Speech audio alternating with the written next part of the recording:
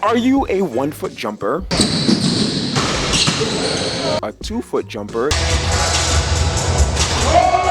Do you jump with more power or more spring? Regardless of your jumping style, I'm going to show you how to train for each of them. But let's start with the term jumping style. I don't think that there's actual jumping style. I just think that there are different jump techniques. Some are better than others. And it also depends on your body type.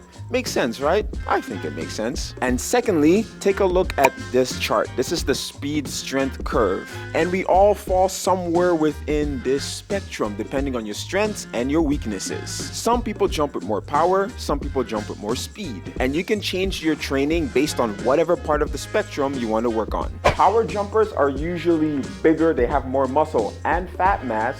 They have a long ground contact time, meaning it takes them longer to get off the ground because they have to produce so much force. And a lot of the time, they are absolutely fantastic at dunking off vert. Think of Zion, Shaq, Blake Griffin. If you want to be a more powerful jumper, you need two things. You need to build a lot of muscle and you need to get strong as hell. To start, you have to work on developing a good strength base and you need to work on general exercises. Get really strong in lifts like squats, deadlifts, RDLs, calf raises. With squats, focus on deep squats first so that you can be strong in all ranges, and then later you can do more specific stuff like 90 degrees and even above 90 degrees. First, focus on building muscle, so that means you need to be working with sets of 6 to 8. And then after that, you can shift your focus to strength where you drop it down to 2 to 5 reps. Lift with control, lift with intention, and try to explode after every single rep. Some good starting numbers, you want to be able to lift at least 1.5 to 2 times your body weight. Now for plyometrics, jumping exercises, you need to do a lot of concentric plyometrics. Pretty much plyos where you're not using that much momentum. That's going to teach your body how to produce a lot of force in a short amount of time. So things like seated box jumps, seated max jumps, and death jumps with a pause. Pure 2-foot jumpers, like me, is where the majority of jumpers land. These jumpers are usually on the leaner side, have a good amount of muscle, but not gigantic like the Hulk. A solid balance of strength and speed, because usually pure 2-foot jumpers can jump off 2 feet and 1 foot. We also see some of the craziest dunks from 2-foot jumpers, like just take a look at any pro dunker, or take a look at some of the best posters in basketball history. And you'll see someone catching a poster jumping off 2 feet looking like this. Training for 2-foot jumping is very similar to training for power jumping. You still need a pretty good amount of muscle and you also need to be really strong. Just like with the power jumper, you're going to start with more general exercises working on deep range, so your squats, your deadlifts, your front squats. And then later on you can be more specific, so 90-degree squats, quarter squats. And don't forget your single leg strength as well, Bulgarians and split squats. The main focus of each of your lifts should be speed. Lift as fast as possible, because it's not enough to be just strong. You got to be able to convert that strength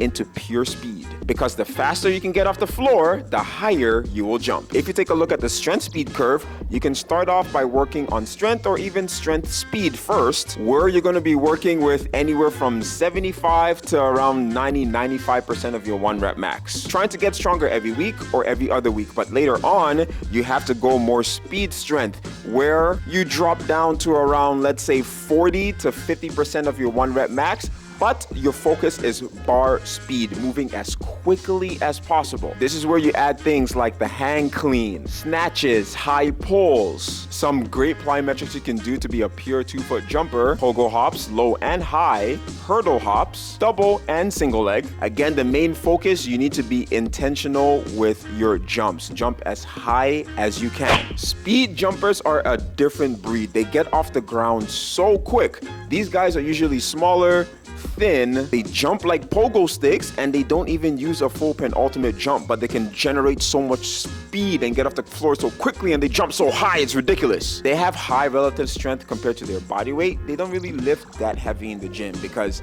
you're not going to see John Morant lift like 400 or 500 pounds. Want to be a better speed jumper? Just focus on bar speed. Lift as fast as humanly possible. Speed jumpers have very short ground contact times, meaning they don't spend too much time on the ground before taking off. So you don't really need a deep squat. A 90-degree squat or even a box or quarter squat is going to do absolutely fine. Plyometrics that you can use: banded pogo hops, double and single leg bounds, and depth drops. Depth drops are different than depth jumps. For depth jumps, longer ground contact time. For depth drops, you're bouncing off the ground as quick as possible. Now, 1-foot jumpers have some of the most beautiful and graceful dunks you've ever seen. They look like they're flying in the air. Just look at any long jumper, high jumper, MJ, Zach LaVine, James White, LeBron James. If you want a crazy 1-foot jump, 90-degree squats, quarter squats, pin squats, because you have to be strong as hell in a very short range. So when you're doing those exercises, feel free to pack on the weight. A good point to get to is at least 2 to 2.5 times your body weight. You have to work on your hamstrings and your glutes a lot. Single leg strength, Bulgarian split squats,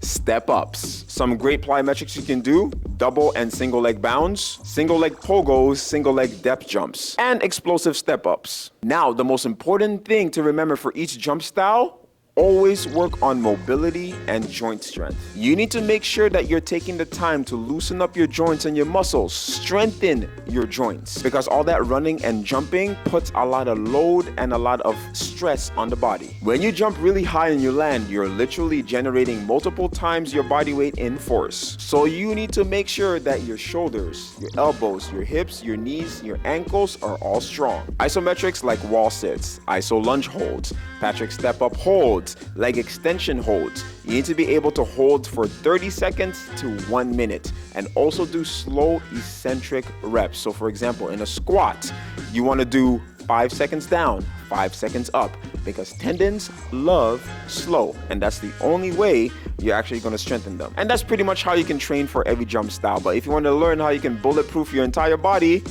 right there